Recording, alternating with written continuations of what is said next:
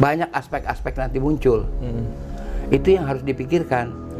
Kriminal gitu Be ya. Dengan sendirinya, rupa-rupa model kriminal muncul kalau nggak ada perencanaan seperti ini. Di saat perut orang terancam, kan perut nih bicaranya Be. Iyalah. Berat sudah keadaan ini, jadi bukan enteng. Ya nggak ada pemerintah yang berbicara. Tidak ada. Termasuk buzzer-buzzer yang diongkosin 90M.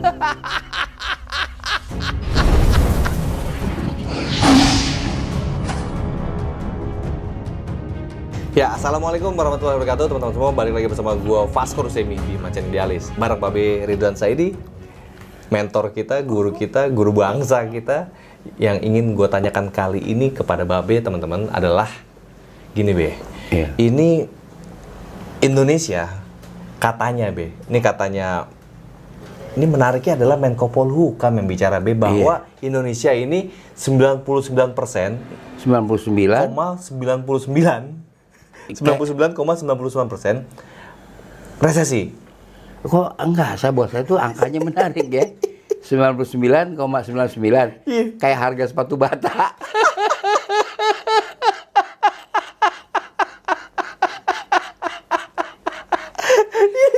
Diskon gitu Be. Bukan diskon, memang harganya kan begitu, nggak pernah lempeng. Nggak pernah lempeng. Masih ada 99,99. Iya. Jadi tandanya kan ini sudah hampir pasti faktor yang bisa menggagalkan adalah cuma tinggal nggak tahu tinggal apa, masalah 0,01% kan Be ya. Oh, sisanya. Iya.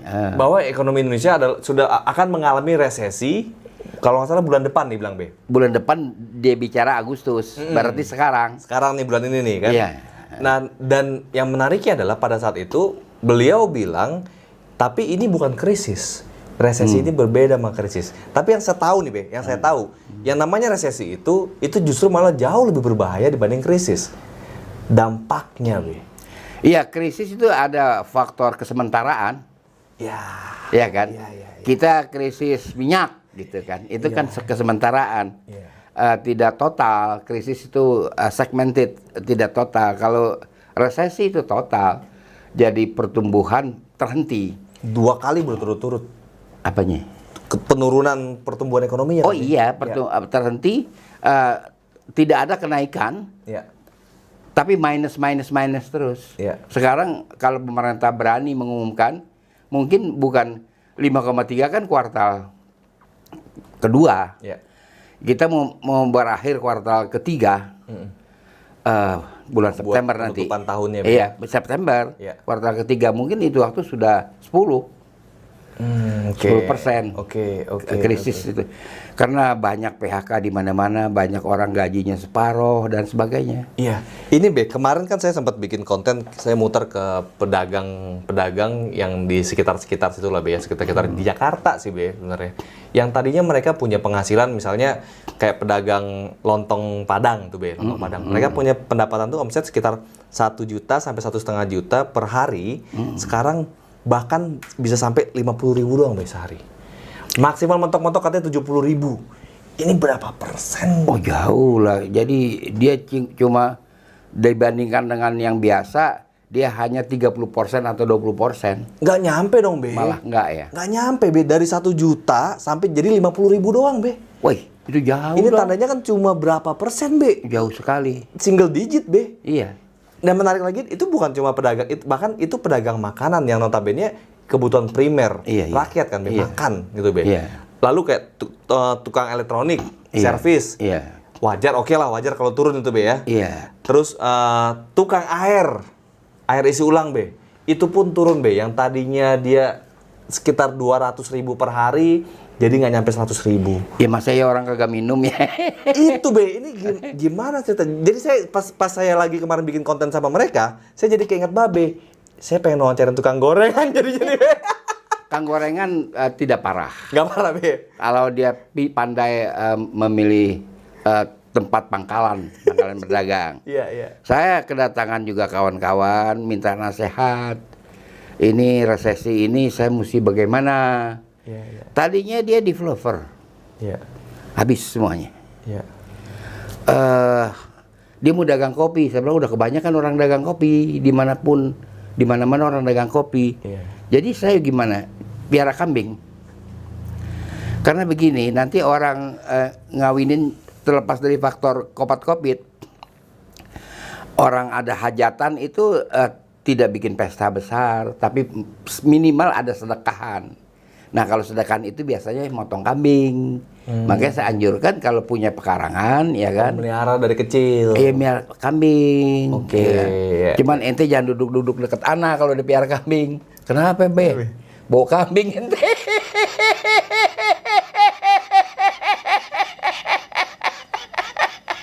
Iya. Mau nggak mau. Iya. Kita mesti ada ide. Iya. Kalau nggak ada ide gimana? Apapun lakukan. Iya, melihara kambing, melihara Ada yang domba. bikin layangan. Ada yang bikin layangan. Ada. Itu malah saya punya saya punya ponakan. Iya. Dia tadinya bekerja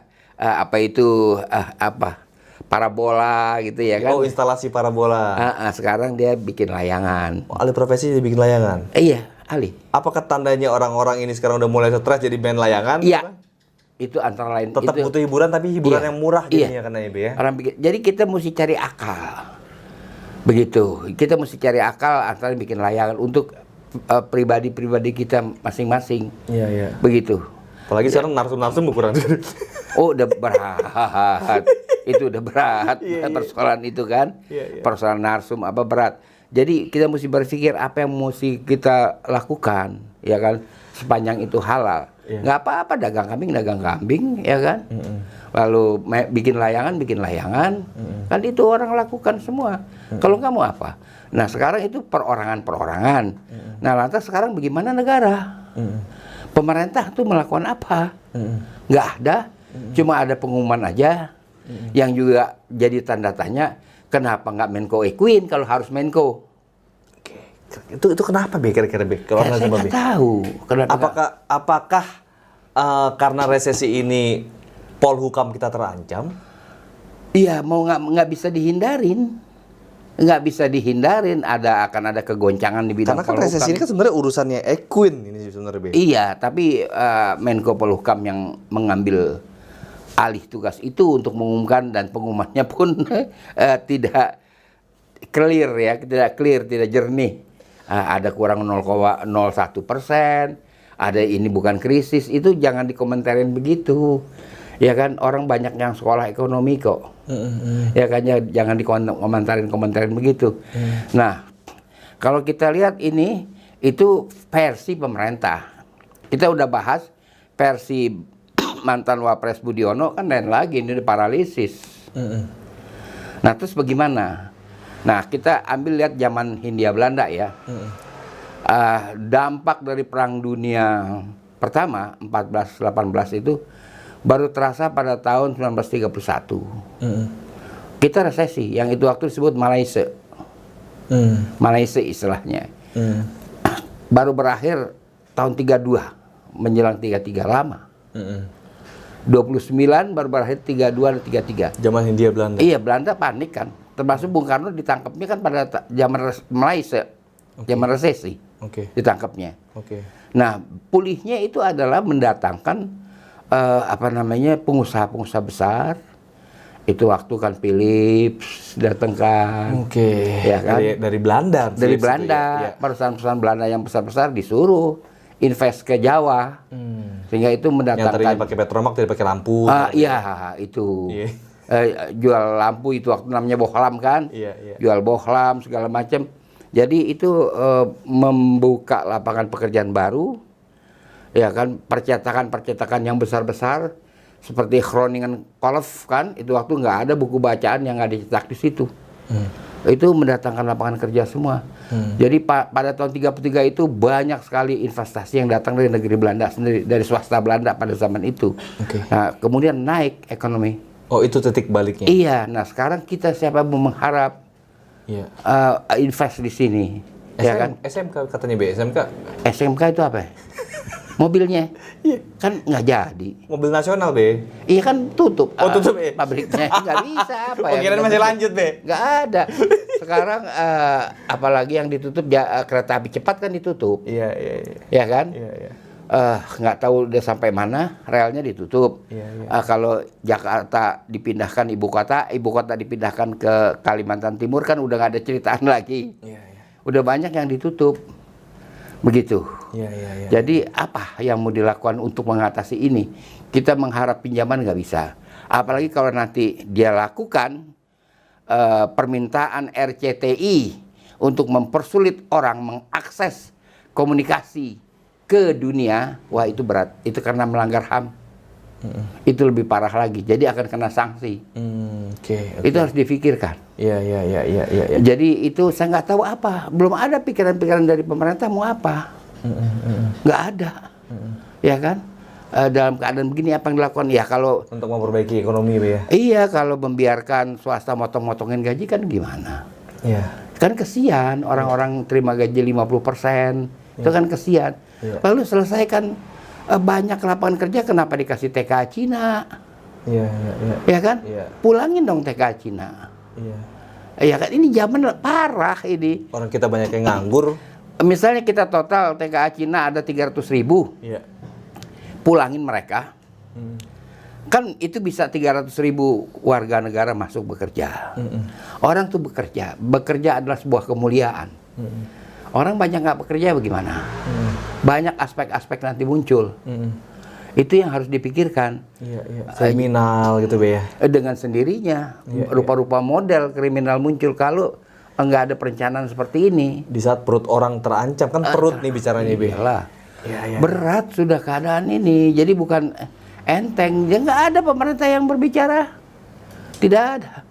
Termasuk buzzer-buzzer yang diongkosin 90M. Iya kan? Ya nggak berbicara. Iya, iya. Bicara dong. Ya kan? Dulu kan kalian bukan main menyambutnya ketika dia orang punya pujaan itu mengatakan ekonomi kita tumbuh 8%. Iya. Mana? Iya. Mana? Coba silakan aja BPS umumkan berapa anjloknya ekonomi Indonesia. Saya kira udah 8 atau 9, nanti September bisa 10%. Iya, sampai BUMN skala besar seperti Pertamina aja yang katanya ya gampang tinggal dimeremin aja itu untung, malah rugi juga setelah Kokoh Ahok menjabat sebagai komisaris utama bos besar. Dulu kan dia janji gue merem aja Pertamina untung. Iya, gue merem Nah aja. sekarang kita tambahin lagi, tidak ada orang ke SBPU utang. Ya kan, nggak ada yang utang bayar. Orang bayar ini, Kagak tapi utang. kok rugi gitu? Kok rugi? Kan itu harus dijelaskan. Iya, iya, iya. Lalu dihibur. Rugi kita kan cuma 11 triliun. Iya. Shell itu 269 triliun gitu. Iya, iya. Itu kan adat sebagian daripada kita, ya kan? Pok, kenapa anaknya benjol? Oh, dia berantem main bola. Ini sih masih mending anak saya. Temennya dia apa? Kepalanya bocor. Si benjol ya tetap aja benjol. Ya kan, cuma cari kepuasan dengan ada yang lebih parah. Iya, iya, iya. Ya kan? Iya, iya. Pertamina tetap rugi 11 triliun. Oke. Nggak usah cari hiburan bahwa Shell ruginya 269 triliun pada kuartal yang sama di tahun yang berjalan ini. Nggak bisa begitu. Jangan kita buat pembenaran seakan-akan kita rugi, orang juga rugi gitu. Iya, jangan begitu. Kita selesaikan ini. Iya, Jadi pemasukan PLN juga lebih parah Iya, iya, iya. keadaannya kan. Iya, iya, iya. Udah berat Iya, iya. keadaan PLN. Gimana? Iya, iya. Bagaimana menyelamatkannya? Apa kita kembali pakai lilin? Pakai patromak? Pakai patromak kan kita udah nggak kuat ngompaknya. Kan mesti dikompak sebentar-sebentar. Pakai apa? Ya, Bobi kan? masih ngerasain itu, Be, ya? Masih Momen ada sama, apa? iya. Iya, nah gini, Be. Kalau kita mau bicara ekonomi, nyatanya memang fakta ekonomi kita lagi berantakan morat-marit nih, Be. Iya. Di lapangan begitu, Be. Tapi solusinya, Be, kira-kira kalau Babe menjadi anggap misalnya Babe Presiden Republik Indonesia, apa yang akan Babe lakuin? Yang pertama itu adalah ya kalau Ya, anggap aja nggak mungkin juga Babe kan udah cukup senang dengan menjadi guru bangsa ini gitu kan, Be, ya. Iya, kalau saya setuju pemikiran yang mulai berkembang. Yang satu, selesaikan akar permasalahan kehancuran perekonomian kita. Itu berasaskan pergantian Undang-Undang Dasar 45. Oke. Sebagaimana ditetapkan oleh PPKI pada tanggal 18 Agustus 45 menjadi Undang-Undang yang saya namakan Undang-Undang Dasar Ketok Magic. Karena apa itu dia punya cara merubah itu onrechterlijk, Nggak tidak tercantum dikenal, ya, Be? tidak dikenal. Alinea keempat pun nggak Iya, ada, Be, ya? Oke. lalu acak-acakan, lalu ada bab yang nggak ada, ya kan? Nah itu selesaikan dulu, Oke. kembalikanlah itu pada asas itu. Oke. Baru kita apa kekurangannya di situ harus ada adendum tentang masa jabatan presiden itu kan yang dipersoalkan. Oh, maksudnya gimana, Be? Kan presiden menjabat 5 tahun Kali 2 maksimal. dan setelah itu dapat dipilih kembali. Nah itu ditafsirkan dapat dipilih kan tinggal kasih adendum penjelasan. Oke. Kan itu Balik ke saja. Undang-Undang Dasar 45 tapi diadendumkan cukup sampai 2 kali. Iya, kata-katanya harus jelas, jangan interpretable. Oke. Nah ini harus kembalikan dulu ke sini. Kemudian ya mau nggak mau ya harus ada regenerasi kepemimpinan. Oke. Karena harus menimbulkan keyakinan orang. Jadi Kepemimpinan. balik lagi berarti pemilihan presiden dipilih oleh MPR lagi gitu MPR, ya. Oke. iya. Iya, iya. Ya nggak ada pilkada, Iya, iya. ya kan? Lalu ditata ulang. Ujung-ujungnya juga orang maju pilkada itu butuh budget besar Wih, itu, nggak Be. kecil Modal lah. gede, Be. Iya, Nggak bisa kecil. orang, mohon maaf ya, orang susah maju jadi gubernur, jadi bupati nggak mungkin. Udah lu mimpi kalau bakal kepilih gitu kan, Be. Nggak ada modal kampanye, gimana caranya, Be? Itu yang saya katakan dalam usia ini reformasi sekitar 20 tahun ya.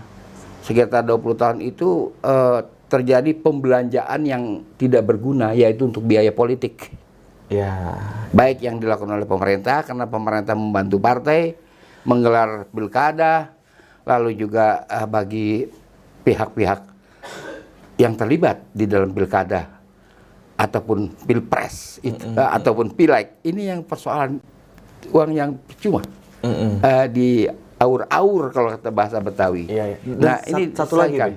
Program pemerintah jadinya misalnya di setiap tingkatannya jadinya lebih untuk kepencitraannya gitu loh, Be. untuk Kepencitraannya jadinya. Oh kan, iya. Be? Jadi Iya. bukannya seperti yang zaman kayak Babe dulu itu biaya pembangunan kita 70%, 30% untuk rutin. iya. Ya kan, Be? Iya, Pak Harto. Sekarang kan bisa dibilang mungkin sebaliknya gitu loh, Sebaliknya, Be. udah sebaliknya. Nah, ini yang jadinya kita nggak fokus lagi terhadap pembangunan tapi arahnya udah berbeda. Iya. Dan merusak polanya Iya, Pancasila sebenarnya, Be. Iya, sangat merusak. Jadi 20 tahun ini tidak bisa dilanjutkan lagi. Era yang seperti ini, model yang seperti ini harus dihentikan untuk menimbulkan kepercayaan kembali kepada dunia, ya kan? Ya kalau sekarang yang percaya kita cuma Cina, ya kan? Itu juga gara-gara dia bisa bikin pangkalan di perairan dekat kita. Iya, iya. Ya kan? Iya. Kan tuh nggak boleh, kan ada etikanya bikin pangkalan. Iya. Walaupun bukan daerah kita tuh perairannya kan dekat kita di Natuna kan. Iya, iya, iya. Kan ngeri jadinya. Iya, itu harus dia anukan. Nggak bisa seperti ini. Ya kan? Kita menghadapi kesulitan berkomunikasi di dunia. Iya kan? Iya, iya, Teman cuma Cina, telepon-teleponan sama Cina, itu aja. Gimana? Ya kan? Iya, iya, iya. Susah dong. Iya, ini teman-teman, bagaimana pandangan kalian mengenai hal ini? Karena memang gue yakin kalian pun pasti juga merasakan. Coba apa yang kalian rasakan pada masa resesi kali ini? Kalau menurut gue ini krisis kita ini, karena memang ekonomi, aduh, bener ini teman-teman banyak yang cerita ke saya pribadi, apalagi Babe, gue yakin Babe pasti banyak banget orang datang. Iya. Keluhan pasti isinya, Be. Iya, minta jalan keluar. Jalan keluar gitu, Be. Sementara Babe sendiri pun juga ya, kita lagi emang berjuang kencangin ikat juga. pinggang juga kan, Be. Iya. Semua kita emang lagi kencangin ikat Iya pinggang. itu. Jadi itu harus difikirkan. Jadi saya rasa ini berproses semua, ya kan? Iya. Hal-hal seperti ini kita tidak bisa memastikan sesuatu. Disinilah kita butuh pelukan pemerintah sebenarnya pada masa ini, Be, ya. Harus. Pemerintah udah nggak ada tenaga lagi walaupun untuk memeluk. Bagaimana? Ya kan? Ya kalau udah semper kata orang Betawi, udah semper. Udah oglek. Iya nggak bisa lagi memeluk gimana? Iya, iya. Tenaga udah nggak ada. Iya, iya. Nah itu harus pemerintah sendiri berpikir. Iya, Ya kan bagaimana dia mau menyelesaikan ini? Saya yakin nggak bisa. Karena kan sikap luar negeri itu terhadap pemerintah Indonesia kan menyangkut pribadi-pribadi yang memerintah. Ya kan? Personalnya masing-masing ya. Iya, itu kan begitu. Kita perhatikan Kan kita harus berimbang. Politik luar negeri kita bebas dan aktif. Iya. Tapi itu tidak nampak. Nggak nampak sama sekali. Masing-masing merasa misalnya terbuka. Jokowi cerita sendiri bagaimana dia telepon dengan Xi Jinping. Lalu Prabowo juga waktu campaign. Kalau saya menang, negara pertama yang saya akan kunjungi adalah Cina. Itu dia ucapkan kok. Emang ada, Be? Ada dia ngomong. Iya. Ada. Iya. Saya kalau yang melengket kalau yang menarik hati saya itu lengket di kepala nggak bisa lepas. Iya. Ada. Jadi itu yang kita pikirkan. Kita juga mengalami kalau krisis di rupa-rupa sektor itu bisa kita gunakan istilah itu kan di rupa-rupa sektor. Tapi kalau ekonomi emang udah anjlok. Iya. Nggak bisa dibagus-bagusin Tapi lagi. kan bukan berarti Pak Prabowo pro ke Cina kan, Be? Dia ucapkan Oh, iya. kata-katanya. Ini biar Cina nggak ini aja lah, nggak ketakutan gitu kalau Prabowo menang gitu. Ya itu kan faktanya, ya kan? Fakta yang dia ucapkan. Karena saya sempat jadi jubir Pak Prabowo waktu itu, Be. Oh gitu. Jadi ya artinya kita mesti melihat ke depan. Iya. Kalau saya ingin mengatakan tidak menggembirakan prestasi kepemimpinan di Indonesia. Oke. Bukan saja yang sekarang ini, tapi selama reformasi. Iya. Itu harus dipikir ulang. Dan kita harus berani mengatakan reformasi ini gagal. Marilah kita ucapkan bye-bye love kepada reformasi. Oke, kembalilah ke undang- Bye-bye love. Everly Brothers. Harus nyanyikan lagi. Tadinya kita punya banyak harapan terhadap reformasi, ternyata memang akhirnya dengan semua kondisi ini reformasi itu Gagal. dan kembalikan kepada Undang-Undang Dasar 45. 45. Nah, Ini udah teman-teman, gagal dah. Udah. Ini menarik banget teman-teman. Ini perlu kita tanggapi. Kita sebagai generasi muda ini harus lebih kritis memandang hal ini. Jangan melulu kita melihat reformasi itu sukses, seakan-akan sukses, tapi ya gue pribadi pun Dibelah sangat mananya. setuju banget sama Babe. Sukses. Reformasi menurut gue ya kita udah gagal menjalankan cita-cita reformasi yang tadinya kan Iya, kebebasan pendapat aja yang gratis, yang nggak ada duitnya juga susah. Disoal lagi, YouTube dipermasalahkan lagi. Iya. Iya kan? Apanya? Iya. Iya kan? Iya. Coba tulis komentar kalian di bawah. Bagaimana tanggapan kalian mengenai hal ini? Sebarkan video ini ke seluruh sosial media kalian. Semoga ini bermanfaat buat kita semua. Jangan lupa pastikan lo udah klik tombol subscribe dan klik tombol loncengnya biar lo terus update di channel di Alex. Assalamualaikum warahmatullahi wabarakatuh. Waalaikumsalam.